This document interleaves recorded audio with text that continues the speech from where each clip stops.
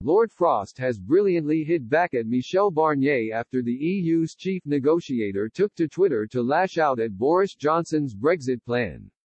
Mr. Barnier dismissed the Prime Minister's claim that the Northern Ireland Protocol could be used to break up the UK and denied Brussels as refusing to list Britain as a third country for food imports.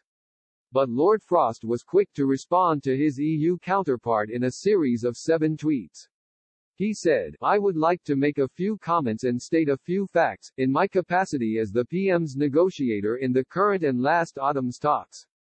On the protocol, we indeed negotiated a careful balance in order to preserve peace and the Belfast, Good Friday, Agreement.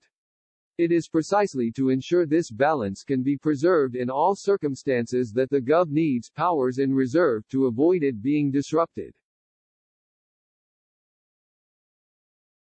On third country listings, Lord Frost added, "The EU knows perfectly well all the details of our food standards rules because we are operating EU rules.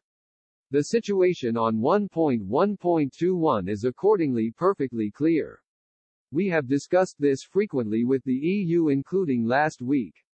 Any changes in future would be notified to the WTO and EU in the usual way with plenty of lead time. The EU lists dozens of countries globally on precisely this basis, without any sort of commitment about the future. Yet it has been made clear to us in the current talks that there is no guarantee of listing us. I am afraid it has also been said to us explicitly in these talks that if we are not listed we will not be able to move food to Northern Ireland. The EU's position is that listing is needed for Great Britain only, not Northern Ireland. So if GB were not listed, it would be automatically illegal for NI to import food products from GB." Lord Frost ended the Twitter thread by calling on Brussels to think better of this. He said, "It obviously makes it no easier to negotiate a good free trade agreement on the solid future relationship which we all want.